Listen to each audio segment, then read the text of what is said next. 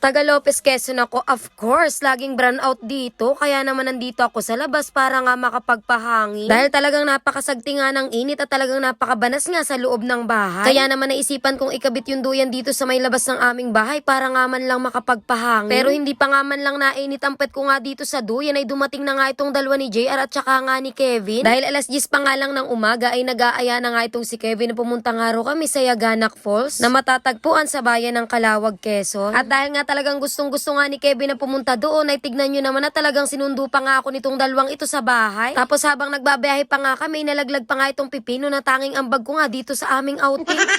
At syempre dito na nga ako sumakay sa tricycle ni Kevin kasama nga itong si Toyang pati nga itong kanyang mga anak. At samantalang si JR at si Banang ay nagsakay na nga lang sa kanilang motor dahil nga sikip na nga raw kami dito. Pero bago nga kami dumiretso sa aming pupuntahan ay dumaan nga muna kami dito sa Villar's Gas Station para nga makapagpagatong. At syempre pagkatapos ay dumiretso na nga kami sa aming pupuntahan at humataw na nga itong si Kevin ng animoy wala ngang pag-aalala sa kanyang gulong kung masisira nga yung kanyang rayos. Dahil kapag nga itong si Kevin ang aming driver ay talagang wala nga siyang pakialam sa dadaanan namin kung may lubak ba o hindi. Na kung magmaneho nga lagi ng sasakyan ay akala mo nga ay laging nakaraptur. Tapos itong bata namang ito habang kami nagbabiyahe ay wala nang ginawa kung hindi nga ako iirapan. At awan nga ba sa batang ito sa tuwing kami nga ay magkikita ay talagang wala ngang palya ang pang-aaway niya sa akin. Tapos sa mga oras na ito ay nagtatanong na nga kami kay Kevin kung malayo pa nga ba yung aming pupuntahan. Dahil sa aming lahat na magkakasama ay siya pa nga lang ang nakakapunta dito. At siya din naman talaga ang dahilan kung bakit nga kami ay nandito dahil nga siya nga ang promotor nito. At oo Aileen, tama yung pagkakakinig mo dahil siya nga ang promotor ng lahat ng ito.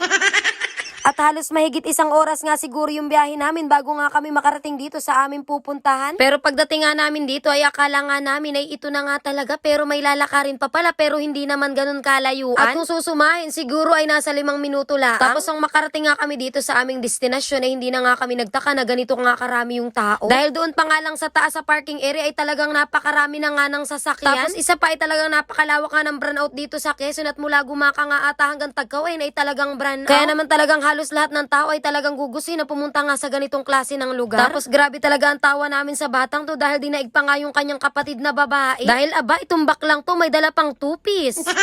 At sadyang napakaligalig talaga nitong baklang to kaya naman sinamahan ko na nga para nga makaligo. Dahil pagkarating-rating nga namin dito ay iyang 2-piece na agad na iyan ang kanyang hinagilap at siya nga raw ay maliligo na. At talagang ako nga ihanga dito sa batang ito dahil nga walang kayahiya sa katawan. Sobrang dami nga ng taong nandito ngayon at kung bibilangin nga ay siguro ay lampas ng 100. Tapos yung kalahati ay taga Lopez ata lahat. Kagaya nga nito ni nalimutan ko yung pangalan. Charis mga Mars, si Hana yan. At shoutout nga pala kay Hana na palaging nanonood ng mga vlog ko, sabi niya.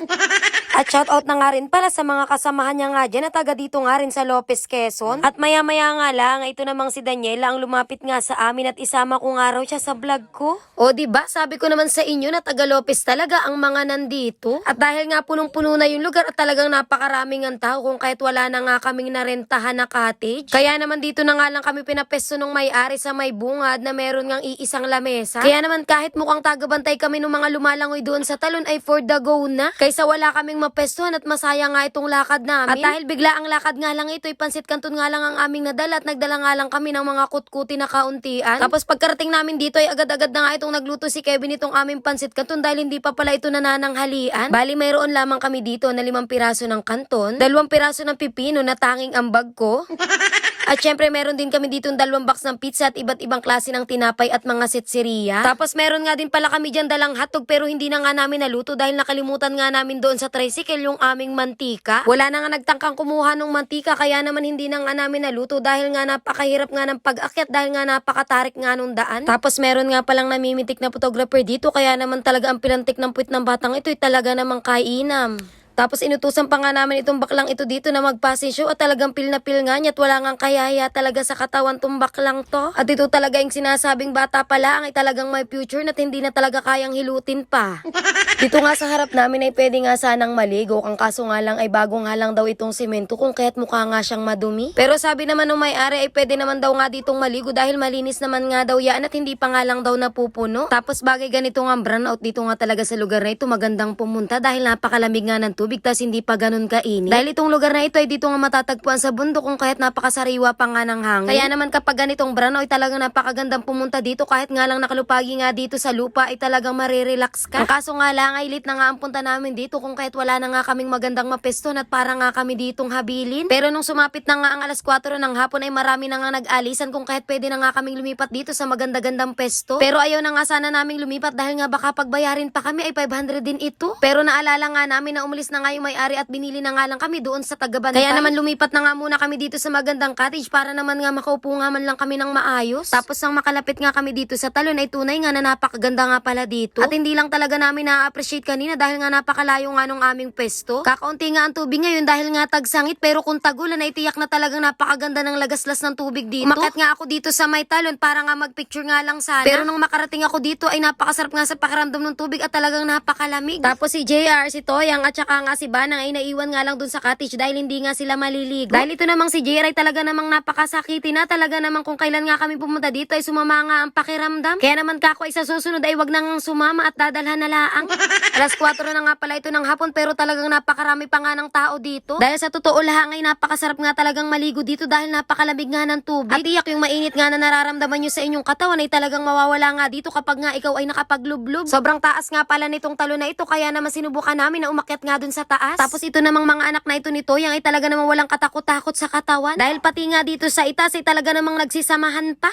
Tapos yan ang kukulit pat hindi nga mapermi sa isang tabi. Sa sobrang taas nga nitong talo na ito ay talagang takot na takot nga kami na malaglag nga ang isa sa mga batang ito. Kaya naman itong si Kevin ay binuhat na nga ito si Guinevere dahil nga talaga nakakalingas nga ang pagtingin nga sa pagbaba dito dahil nga napakataas talaga. Tapos pagkababa namin galing dun sa taas ay dito na nga muna ako nagbabad sa may gilid ng talon. Dahil gusto nga maibatad yung aking katawan kaya naman nagpakuyakuyabit muna ako dito sa tali dahil hindi nga ako marunong lumangoy mga mare. Napakasarap talagang ilubog yung katawan dito sa tubig dahil napakalamig talaga nung tubig. Saktong alas 5 na nga pala ito ng hapon kaya naman naggayak na kami para nga kami ay makaalis. Dahil yung ibang nagsiswimming nga dito ay nagsisimula na nga ring mag-alisan at ayaw naman naming maiwan nga dito. At bukod sa ron ay mahirap nga maglakad dito ng madilim dahil nga napakatarik nung daan. At ito nga yung sinasabi ko sa inyo kanina na napakahirap nga bumalik sa taas dahil nga napakataas nga nitong dadaanan. Sa mga oras na ito ay napakabigat na talaga nung aming pat, hindi na nga namin maiangat. At yun lang, kaya kami nandito dahil nga burnout na naman sa Quezon.